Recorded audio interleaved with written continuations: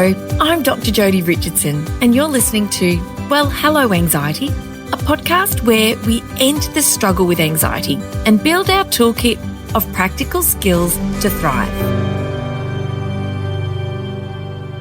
Hello, welcome back to another episode. I am always just in awe of the different guests that I get to talk to, and that this is something that I get to do on a regular basis, is meet really interesting people and then share conversations like the one I'm going to have today with you. I met today's guest, Andrew Rooke, at a conference, and he actually made a suggestion. I asked a question. He made a suggestion that turned out to be really, really helpful. And we just got chatting. We ended up going out, grabbing a bite to eat. And here we are on the podcast having a conversation. Those of you that listen often will know that I have met people in the queue at a buffet at breakfast on holidays and ended up on the podcast having a conversation. I love people. I love talking to people. I find the different stories and the different experiences of people so interesting. And yeah, so I want to dive in. Andrew is a coach. He is an Aussie like me. We met in Melbourne, and Andrew's got a really relatable kind of story that I want him to share to begin with, because he has experienced a physical challenge, a mental health challenge. It's called burnout. Many of you have been there. Some of you are on the path. Many of us understand it's something to really look out for on our journeys as professionals and even in our lives as parents and carers and all the roles we play. So, Andrew, it's a huge pleasure to welcome you to the podcast so we can actually record one of our conversations. We've been having a few lately. We have, yeah. It's a pleasure to be here, and very grateful that we met each other at the conference, and yeah, delighted to be chatting. It's what we both do pretty well, I think. We do, and we were both having a chat, weren't we, and saying, like, we're going to try to keep this under an hour, which we will. We'll manage to do it. So I want to dive in, and first of all, for you to share with our audience, you've been through as a professional, and you're in a very different role now to what you once were doing day to day as your professional role. I wonder if you could take some time, please, to share for our listeners where you kind of started, what happened, and what that experience was like for you, and how it kind of led you, I guess, to where you are now. Yeah, fabulous. Well, thanks for the big opening question. You know, where do No we problem. begin and how will we end? Take it away. You got 5 minutes. Yeah, exactly. So I think you summarised it really well. You know, burnout was the thing for me, and it happened around the age of 37. And so I'll start with the sort of main crystallising event that changed the course of my professional career and life, really. But yeah, it was about when I was 37 years old, so a few years ago now, about 8 or 9 years ago. And yeah, I just, I had a role that was very complex, very demanding, had some really high-profile clients, and it all became a little too much for me. And, at that particular point in time, I wasn't leading myself in the best way. So, yeah, I succumbed to this burnout, which is basically mental, physical, emotional exhaustion. And it's beyond just fatigue. Like it is so debilitating when you actually have burnout. There's a photo of me on Mother's Day sitting at a Mother's Day lunch, and I could barely keep my head off the table. Mum wasn't too impressed, needless to say, because I wasn't really there with her. And that was a big turning point for me. I realised that things had to change. And so winding back a little bit in terms of how I got there, I guess I grew up in a regional country town in Victoria here in Australia, and had a great upbringing, like brilliant mum and dad, lots of sport as a kid, cricket, tennis, golf, footy, the whole 9 yards on the sport. But I was very short physically, just in terms of height at school. And when I looked back on this many years later, it was a defining attribute of my childhood. I was always very conscious of my physical height. And essentially, Jodi, I made up for it with a massive personality. And, we always have these compensating mechanisms from what happens to us or happens for us in childhood. Anyway, what basically happened was I developed this massive personality, a little bit charismatic, a little bit of a joker, but, I did well at school and I did well at university, did a double major in accounting and IT, came out and worked for PricewaterhouseCoopers, then went to London for what was supposed to be 1 year and turned out to be 10, but got a lucky break and got into investment banking. And made a career in investment banking for the best part of 10 years and got to work on some really high profile projects and with some amazing people. And, my career was taking off. And, I had a couple of life events. My dad was a little bit sick. When I was over there, he had early stage prostate cancer. And I kind of thought, I've been 10 years in London, maybe I want to come back and, spend some time with him. Yeah. So got married to my wonderful British wife, Joanne. Yeah. And we came back and settled back here. And, I started taking positions for companies in Australia, some big banks. And, the career was going from strength to strength. And I was always about a little bit type A. And that served me really well in the first half of life to a certain extent. I always wanted to, be the CEO of a company or do something impactful. And I was a little bit driven by status and power and money and, like what a lot of people are driven by until they're not.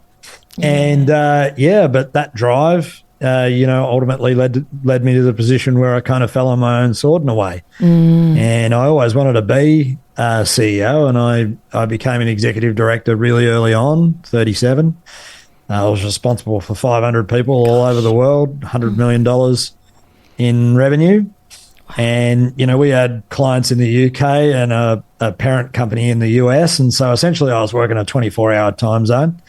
And, I'd probably get 4 hours sleep a night. And, we have a young son, Ollie, at the time. And, I didn't really get to see much of him in the first 4 years. And so, it was all set up for failure, really, when I look back on it. And so even though I was earning really good money, I was the most destitute that I'd ever felt. Yeah. And so that was the sign that the course wasn't right for me as a human being. And so anyway, long story short, I left the company and started a whole new path in the coaching space. Yes, and that's ultimately what meant we met the day that we did at the conference. And I want to, first of all, thank you for sharing it. I know that it's one thing, isn't it, to kind of sum it up, but the experience of it unfolded over years and was no doubt extremely painful and difficult. And we look at burnout as being a really big challenge for a lot of people. Obviously, burnout is a big challenge no matter who you are, but for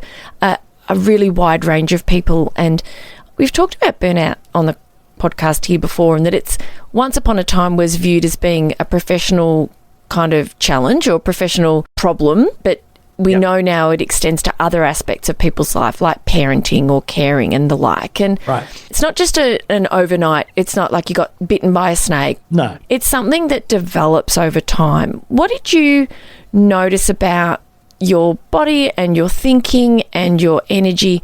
And I guess speaking to the kind of symptoms of it, because people listening might be thinking, heard all about burnout, that happens to other people. Just highlight a few of the things people could look out for if they might be on this path, or to avoid it or notice it if they do come across these symptoms. I think there's a couple of types of people that are most predisposed to experiencing burnout. And so, the classic type A hard charging kind of person are very much exposed to this burnout phenomenon. Also, people that have got high enthusiasm and high hope, they're touted as being two very positive traits or emotional experiences of the world, but they also predispose you to burnout because life doesn't always turn out the way you hoped. And so often what you'll see with this burnout phenomenon is you'll see people maybe coming into new roles with a high degree of hope and enthusiasm.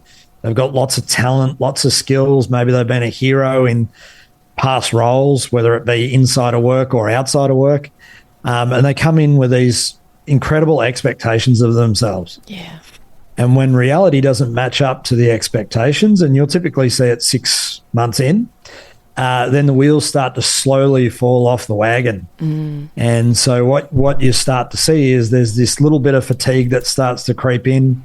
There's an overthinking, and there's a little bit of a bubbling of more intensity of emotion that starts to come up. That's the first sign. And then really slowly but surely, when one's not feeling like they're having the impact or the agency that they want on their reality, be it at work or be it at home, then they started to get either a little bit depressive or a little bit apathetic.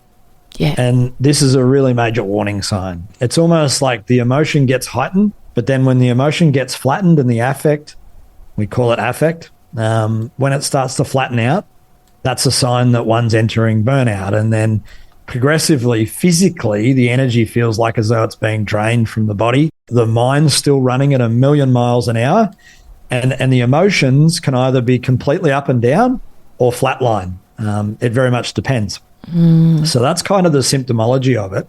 And then the other category of people that, I do want to mention that are really predisposed to this burnout phenomenon is anyone in the education or healthcare sectors. Yeah. In other words, anyone that cares for anyone else. Yeah. Yeah. And so burnout's very much a highly sensitive person or an empathic phenomenon. Yeah, so hopefully that helps. Yeah, it really does. It really does. And like you say, highly sensitive or empathic, caring for other people, because we do go over and above when we care for others or care about our work. And so it is something that I'm seeing a lot in teaching. And when obviously my work a lot is in education, when I look at the data around particularly principal class, as well as educators as well, it is phenomenal in terms of the number of staff who are experiencing very, very high stress, huge difficulty sleeping, and burnout, overwhelm, and lots of worry. And it's interesting, Andrew, because previously when talking to another guest, I realised I'd experienced burnout and I hadn't realised at the time because, it wasn't understood a long time ago when it was an experience for me. It wasn't understood. And so I can't imagine it's easy to think clearly when you're in a state like that, physically, emotionally, mentally, to try to see your way out of it. For people who are thinking, gosh, this is sounding a lot like me, what can people start to do to think about, right, well, I'm struggling so much, but I've got a really big decision to make about getting time off because it's not an easy fix, and we can talk about that as well. How can people start to kind of make change when they're in the quicksand, so to speak? Yeah. Okay, so that's pretty cool. I've got to give credit to my wife in terms of my personal experience. Yeah. Because she kind of put it to me. It's like, you really don't have a life. You've got a job. Yeah. And, we don't have much of a quality of life. Obviously we've got the physical material things as a result of, my work, but we don't really have much of a life. And she put it to me, not as bluntly as I'm about to say it, but it was kind of like, do you want the marriage or do you want the job? Yeah. And, we never got to the breaking point or anywhere near it really, but that was the first mirror that I have. And often what people say when they go through this burnout is people will ask them, are you okay? Like, you look a little bit run down or you got bags under your eyes or whatever it is. It might be slightly impolite. Yeah. But often the first bit of feedback you'll get is from someone else. But then in terms of, what I'd say to people that may be going through it, and this is with the benefit of probably 7 or 8 years of hindsight here. Yeah. It's to come back to this principle of, you have the responsibility for the quality of your own life. That's the fundamental principle. Yeah.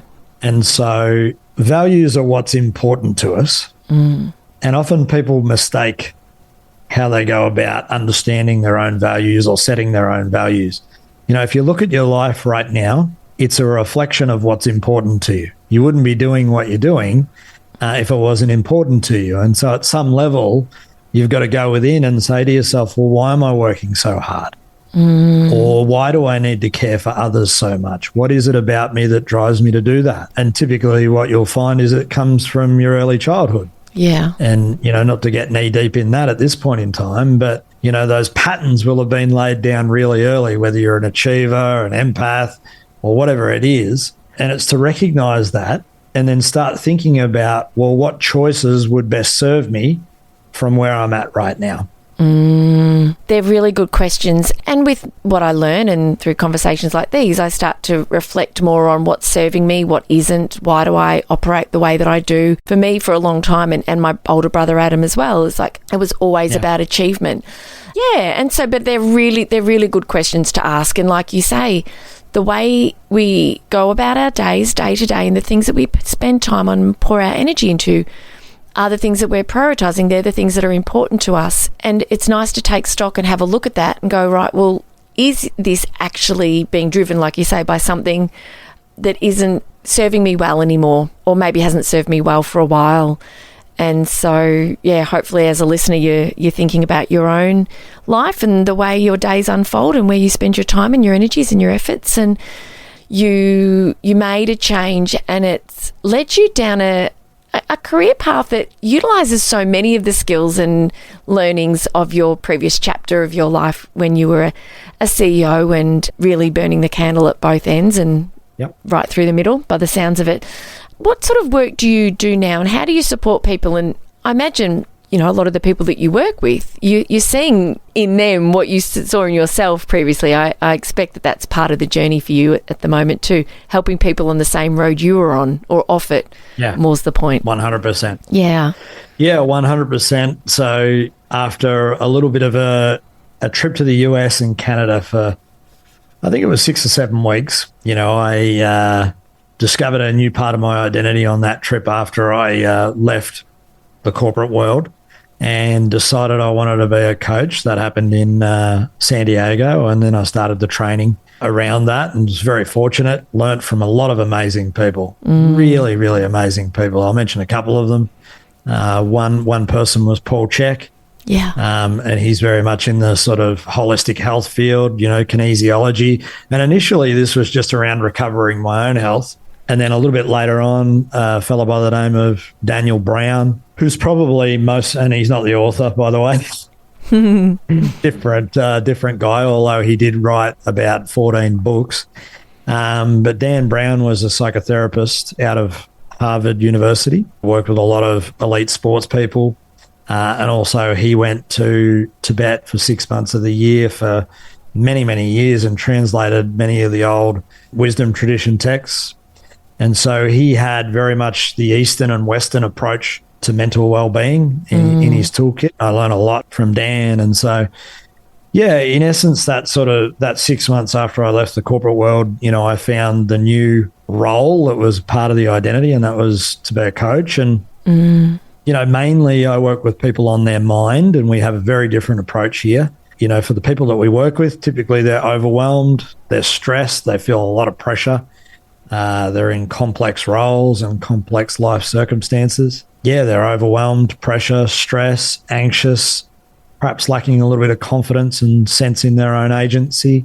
And so, yeah, that's the typical presentation. Typically, most of my peeps have a reasonably strong achievement drive. And, yeah, what we do is we help them, reduce their suffering. That's the most general way of saying it. But essentially, the mind creates our reality, and so it creates our positive experience of reality, and it also creates our suffering. And so there is nothing more important than anyone can work on in their life other than their mind. It's the seed of everything, from how we do in our career to how we are as a husband or a wife, to how we are with the kids, to, what we do on the social front. All of it starts first with our thinking. And so that's what we're good at, and trying to be the best in the world at it. And we take a very different approach. And so we have some interesting outcomes for people. Yeah. What is your approach different to? And so what's the comparison? And can you give us a bit of an overview of your approach? Yeah, sure. So our approach is developmental in nature. Now, what does that mean? Basically means as we grow up, we go through these phases of development from, being a child to becoming an adult. And so, I think everyone could identify with, let's take 2 40-year-olds, let's say. You can have a 40-year-old that has the wisdom and maturity of a 60-year-old, and you can have a 40-year-old that has the wisdom and maturity of a 5-year-old. And so it's not age that matters. What matters is actually the maturity of their thinking. And so what we do specifically is we accelerate the maturity of one's thinking. So in essence, we're like wisdom incubators. Now, there's a lot of science around, adult development, and we have some specific instruments that we use to help us see where a person's at in terms of their psychological maturity, and also specifically what steps we can take to level up a person's maturity really quickly. And so, what we notice in our practice is that clients that stay with us for a year grow 10 years in their maturity. Now, if I contrast that with, let's say, other coaching modalities, they'll typically look at goals or accountability frameworks or, things like this, but they're temporary. They're not sustainable. What's sustainable is a person's inner resourcefulness, not external advice. Yes. And so we're very different to most coaches. And then the other aspect of it is even therapy itself. Therapy is I love therapy, and there's a massive place for it, and people that have got traumatic experiences of life absolutely should go there, and big supporter of therapy. However, a lot of people's experience of it too is that they spend 5 years on a couch and get nowhere. And so, a difference in our approach is that we know from session 1 exactly what a client's blocks are.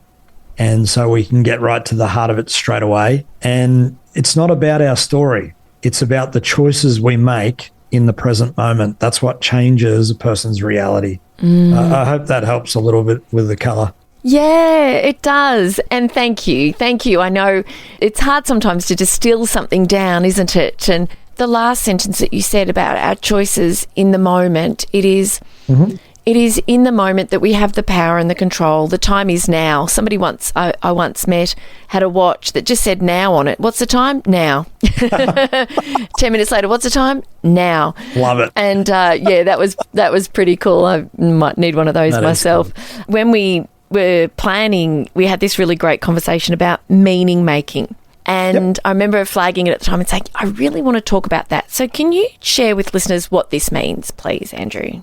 Yeah, sure. Meaning making is really, everyone has this interpretive function that goes on where we judge things according to, our perspectives and preferences. So let me give a real world example. Podcast listeners won't be able to see it, but I'm holding up a mouse right now. Yeah.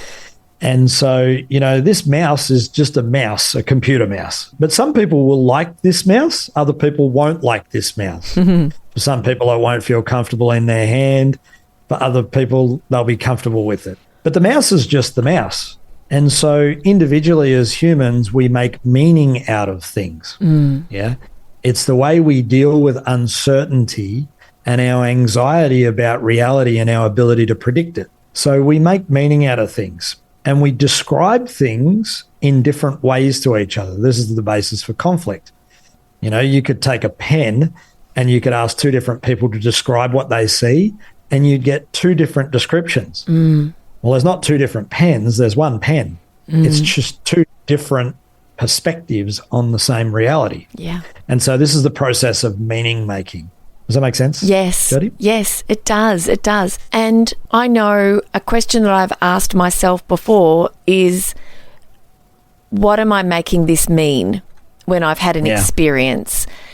And I think it's a powerful question, and I've found it to be a really helpful question as a person that lives with an anxiety disorder, to get a little bit of perspective, to stand back a little bit. And I wonder what you could, for like listeners to this podcast, either are struggling with anxiety, they want to learn more about how they can optimize their mental health and well-being and live a richer life. What could you share with us today, please, for anyone who's anxious or worries a lot about different things, to kind of use this idea of meaning making and perspective to kind of approach things a little bit differently, perhaps?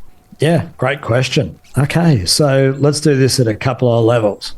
Let's talk about the mind and anxiety, because anxiety is really a function of the mind, whereas fear is really a function of the body. And so let me first contrast that. Let's say we're driving down a road and we're about to have a potential crash.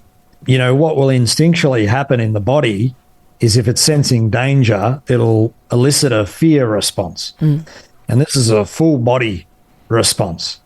There's not too much thinking that's associated with fear. It's more body-led. Whereas anxiety is very much the other way around. It's very much mind-led, and it establishes a home in the body. So if we take the example of the car, it might be quite a frightening experience to be involved in a car collision. But then what stays with us is the anxiety after the event. And it's the meaning that we're making around the event itself and our safety in relation to the event. And so it's good to first contrast how fear and anxiety are a little bit different. And then anxiety in the mind, Anxiety can only exist with two conditions. One is we're making meaning that leads us to the worst case scenario. So instead of looking at the best case outcome, we're looking at the worst case. We're looking at the catastrophe. We're looking at the risk. We're looking at the downside. We're looking at the cost. We're looking at the consequences. So anxiety can only exist where we're labeling something as potentially detrimental to us. Yeah. And the second condition for anxiety is we have to be in the future. It's not possible to have anxiety if we're in the present moment. It's not phenomenologically possible. And so they're the two preconditions of the mind in order to experience anxiety. But what I can find with the therapy often in relation to anxiety is there's too much talk and mentalization around it with the therapist and not enough body work. And so, anxiety has a strong body residue. And so, for people that carry, an anxious pattern, whatever's going on in the mind is also reflected in the body. They're the same thing. Yeah. They're just a mirror for each other. And so, what can often happen with anxiety in the body is there'll be an activation. So the energy is activated. And anxiety and excitement are actually the same thing. Now, anxiety and excitement are just shadows of each other. So sensationally in the body's getting excited. It's mobilizing. It's preparing itself for action. Yep. And so what people will notice is this up-leveling of energy. But the interpretation that happens around it, we take things from being just a sensation of rising energy and we put a label over the top of it and we say, I'm feeling anxious or I'm feeling excited. Yeah. Now, people that have a positive experience will say, I'm excited. People that have, the kind of worst case meaning making will say, I'm anxious. And so this is how the phenomenology sort of interrelates between body and mind. Such an interesting way of explaining it. And I've been thinking more while you've been talking to us about, and as I've spoken so much here on the podcast about the body and body-based strategies as well to really help to sort of dampen those responses, and that we can't switch it off. It's not a switch. We can work with the body, and that's really a gateway to being able to settle a lot of the symptoms that we feel. And a lot of the anxiety about anxiety comes from, I'm feeling like this racing hard. Oh, what if this happens? What if that? What if I can't breathe? What if I embarrass myself in front of people? What if I have a panic attack? All the what ifs. I'd love to come back. You said that it can exist in two conditions. When we're catastrophizing, worst case scenario, which is so common, the what if questions galore. And if you are reflecting on something that's happened in the past, the anxiety is about what that could mean for the future, whether it's a interaction with a friend or a professional challenge or something. The second was that you said that it can't exist in the present moment. And that's right. I just wanted to ask, are you referring to where our attention is? If our attention is in the present moment. So if we're focusing on what we're doing, because it's only when the attention moves to the future. That's right. Yes. So if I'm sitting at my desk, for example, and I'm starting to notice that I'm feeling anxious, it will be because my attention has drifted to something, and sometimes it's even out of our level of consciousness, isn't it? Consciousness is something I wanted to ask you about as well. So when I said before I wasn't sure if I was going to agree or disagree, it wasn't so much that. I think it was just that I needed a little bit of time to sort of think about it and unpack it. Yeah. But and you know what? If you want to disagree, that's cool too. That's totally welcome. Yeah, totally. Can I give everyone something to do or try on for themselves if they do experience anxiety? Please. You described a variety of physical symptoms that might be a cue for someone to think that they are experiencing anxiety. And, saying it that way, I don't mean to downplay anyone's experience of themselves. Anxiety is pervasive across society.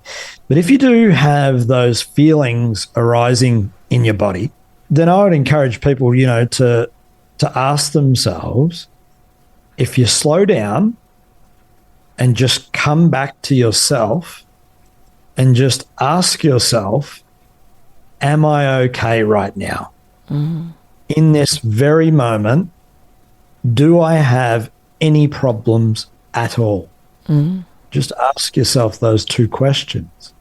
most of the time, 99.99% of the time, the reality is that nobody has any problems. The problems are being manufactured by an overly imaginative mind. And so this is a very good anchoring technique.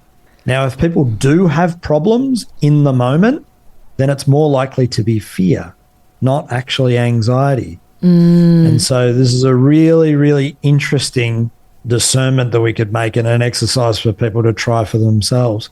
The number one question in coaching is very simple. It's, how is this a problem right now? How is this a problem right now?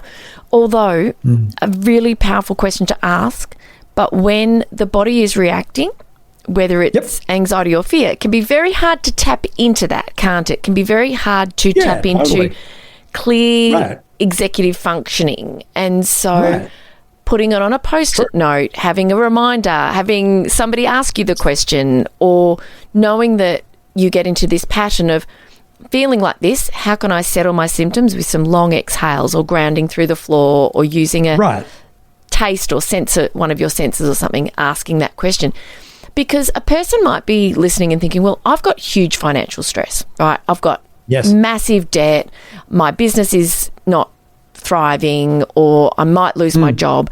And so in that moment, they might say, well, in this very moment, I'm safe. I've got a seat under my backside. I've got a roof over my head. I've had lunch, but I've still got big problems. What would you say? Because I know in that moment, they're not about to be at risk in terms of their personal safety, but a person might say, hey, right, I've still got problems. Even in this very moment, I still feel like I've got a big problem. What you're sort of saying is, I can't deny the reality that I'm in. And even if I have my 3 seconds of bliss, in the 4th second, I'm coming back to the reality of my bills and, all that stuff. Yeah, totally. Yeah. So what I would say to everyone is that you have choice. And so, yes, we have life and it's stressful.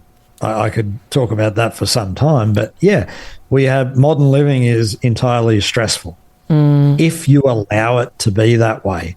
Now, a person that, allows themselves to imagine all the bad things that could possibly happen, that will be their experience of their life. Now, a person that really steps back and says, actually, I have responsibility for my choices as an adult, we'll start to cut through that stuff. And it'll be like, okay, I realize that I'm under some financial stress, or I've got relational problems at home, or, there might have been a death in the family, or whatever the circumstance is. And, there's so much love and empathy for that here. Yeah.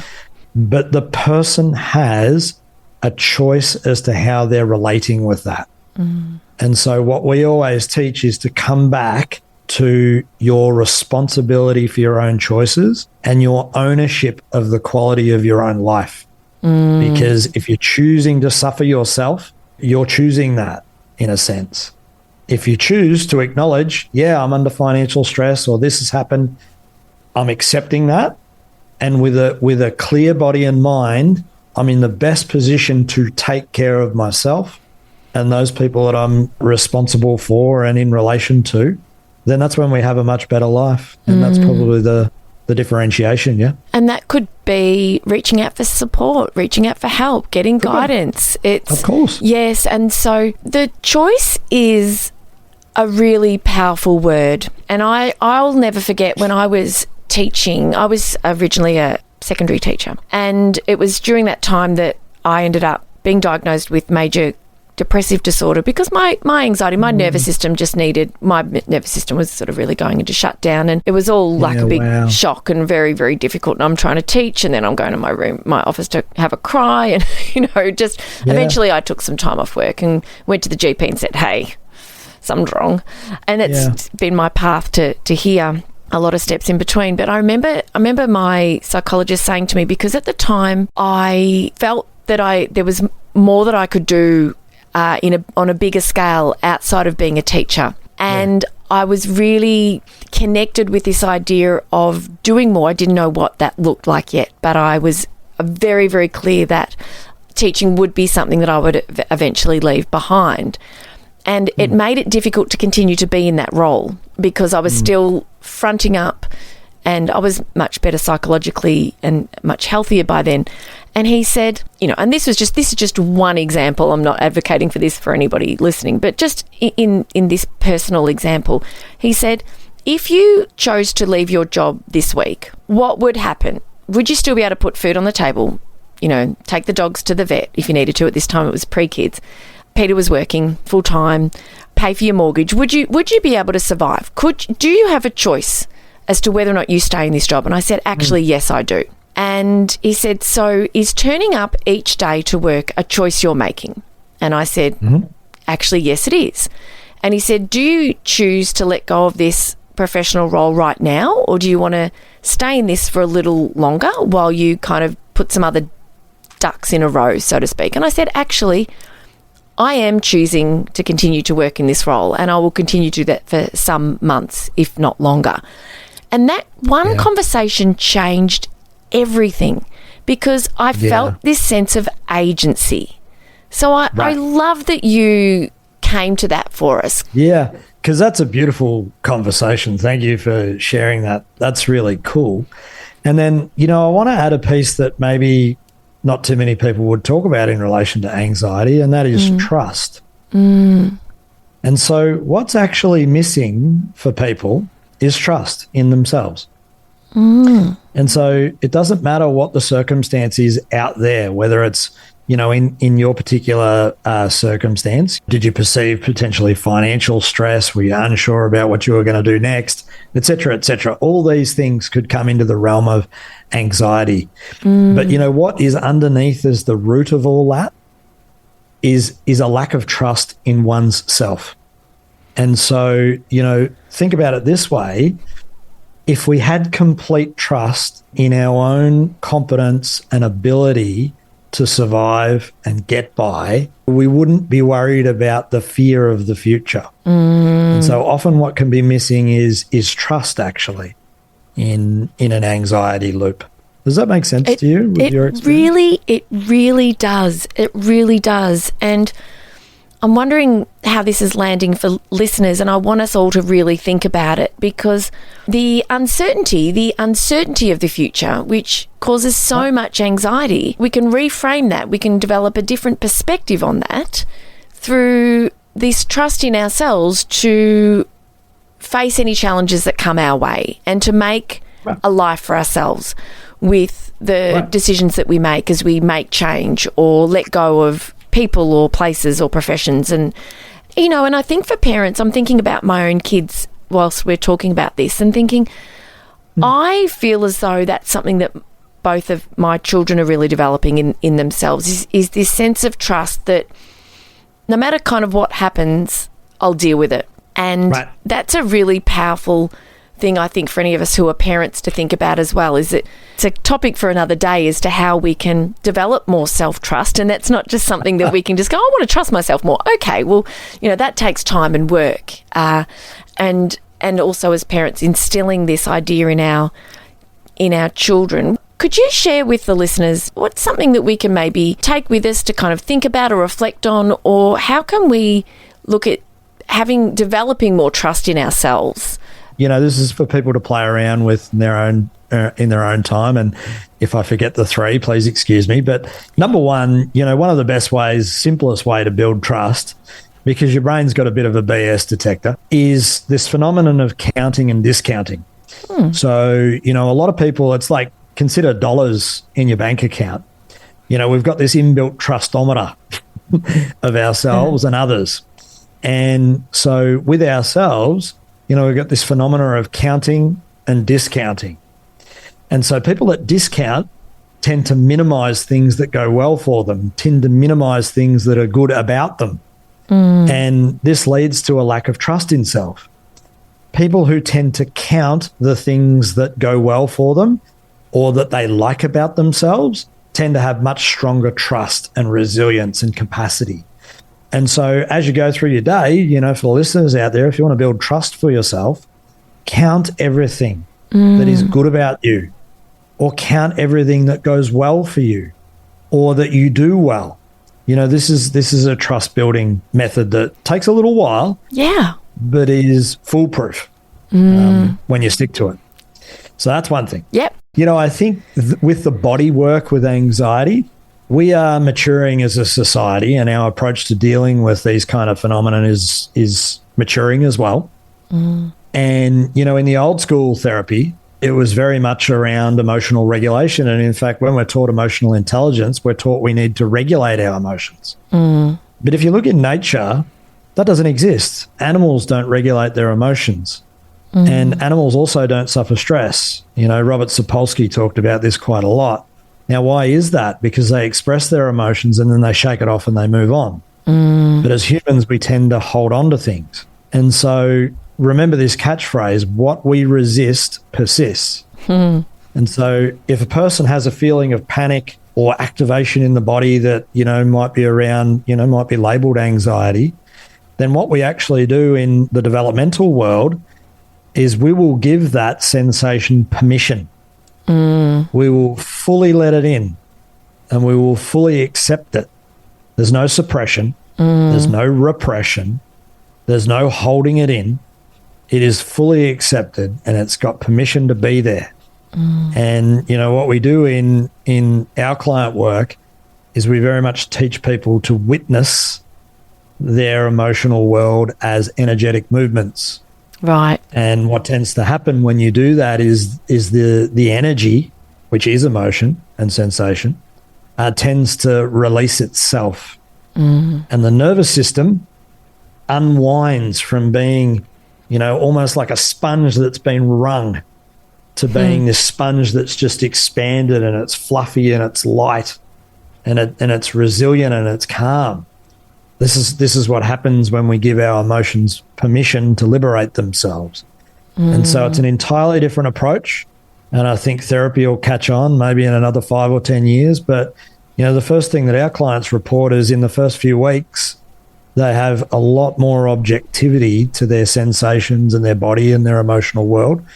And, these feelings really start to subside. They've regulated themselves, rather than us needing to mentally do anything to repress them or hold them in. So that might help as the second thing. This is what we're going to do. We're going to come back to the third one when we talk next time. But what I want to say is that when it comes, so I'm trained in acceptance and commitment therapy, and when we call it ACT, and it is very much around there are various aspects of what we call the hexaflex. There's 6, obviously, hex, but acceptance is one of them. And I literally had a conversation with my daughter last night. She was in a singing concert, and I always sit there in the audience thinking how incredible each of these people gets up and stands in front of that microphone and sings for the audience. And last night we were chatting and she just felt flat. Flat was the word she used. And I said, you know what? That is perfectly understandable. I completely, I know that feeling. You've had all of this build up and all of this adrenaline, all of this excitement, and then this performance, which is joyful, but also challenging. And then now you're on the other side of the mountain kind of thing. And, I experience that often when I present publicly. I'm not sure if that's your experience too, but I'm always very aware that I have this kind of, this mobilization, this energy. And then afterwards I'm like, and I can feel a bit flat and I'm ready for it now. I'm ready for it. So I really validated that for her and said, look, I get it. And I just said, just let it be. There's nothing you need to do about that feeling. We're just talking about it. We're noticing it. We're naming it. Right. It will pass of its own accord. And, it didn't come up again. She kind of got on with what she was doing, but I'm really working with myself through the podcast and obviously in my own family to really this idea of enabling them to move through us is really powerful. So those 2 key strategies that you've just shared, number 1 being counting and discounting. And I really encourage anyone listening to make a note, put a note somewhere and write it down. Write down, count the things that have gone well, that are good, nice things people have said about you as well. Count the good stuff. And with the body work, enabling those emotions and the feelings that come with it, the discomfort in the body, recognise it, name it, know it for what it is. Let it move through you. I hope I've done it justice in that summary. You've done complete justice, and I'll leave you with one last line. And I'm sure you'll take us to the close. With your daughter's situation there, and the phenomenology of, let's say, anxiety, and then the flatness afterwards. Notice for everyone that in the lead up to an event that's important to us, that we're placing meaning upon. Presumably she wanted to do a great job and make herself proud and her parents proud, et cetera, et cetera. This is the space of anxiety, but anxiety is what represents our potential. And so what's going through mind in that time is the potential. It's the potential to be great and it's the potential to be embarrassed. It's both sides. And so anxiety in its raw form is your pure potential. It's not something that we should deny. It's something that we really should step into if we can, because it's signaling our potential for greatness. And the second thing would be is, that flatness after an event, typically what's happening unconsciously for people is they're judging themselves. Did I do good enough? Was I worthy of the praise or whatever it is? And this is the flatness after it. And so, it's not always the case, but bringing it back to what we talked about halfway through this podcast, it's the meaning that we're making around these things that leads us to our experience of ourselves and our lives. If we're going to judge our performance, then these are the kind of states we'll experience. For me, Jodi, it's a buzz before, during, and after. Is it really? Okay. All right. Maybe I need some coaching. But my I think you're doing pretty well. Yeah. No, thank you. Thank you. No, look, it's interesting because I've not reflected on that part of it consciously, but I'm very aware that is a big part the day after, or because usually I'll drive home, listen to music, listen to a podcast, make a phone call, get home, unwind, go to bed, and it's the next day when I'm feeling like I'm reflecting. Yeah. Did I meet all the needs of the client? Were they delighted rather than just happy? You're exactly right. That's exactly what is happening, and I hadn't. Now I have awareness of that, and so I've so enjoyed this chat, and the hour has flown, and. Yeah, I really look forward to, obviously we'll stay in touch, but I really look forward to having another conversation with you, because you've given us a perspective we haven't had here before, lots of food for thought, also some ideas about things we can put into practice. And so I think this will be an episode people will come back and listen to more than once, because it's the kind of episode that is going to perhaps really make a shift for some people who might be feeling a bit stuck. So I'm super grateful for you. I'm so glad we met. I felt like we were really meant to meet that day. So thank you for being so generous and turning around and saying, I can help you with that. Thank you. Yeah, I hope it helps someone, and thank you for having me on. And lots of love to you and your listeners, and looking forward to part 2. Oh, me too. And before you go, one very important final question. How can listeners connect with you, follow you, work with you? Yeah, sure. So I'm most active on LinkedIn. So that's a good place to reach me on the socials. Yep. I am on all the platforms, but LinkedIn's probably my home base. Yep. I have a website, andrewrooke.com. ROOKE is the spelling. And, if people want to reach me for a private chat, then, I think there'll be a link in the show notes. Yep. But I'm more than happy to sit down and talk with anyone who wants to live their best quality life. So thank you, Jodi. Yeah. Thank you so much. And yes, all of the details that Andrew's just shared will be in the notes that are alongside this episode in your podcasting app. So take a look, and please be sure to reach out and connect with Andrew as well.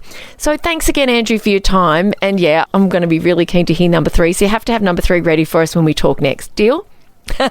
Deal. It's a deal. Thank you so much. Thanks again. Yeah. Thanks again. And thank you, listeners. Thank you so much for joining us for this episode. I've taken so many notes, and I'm really looking forward to sharing some of these ideas that I've taken from this episode on socials and on LinkedIn as well. So please check in with Andrew's socials and with mine, and please share this episode with anyone who you think might benefit from it.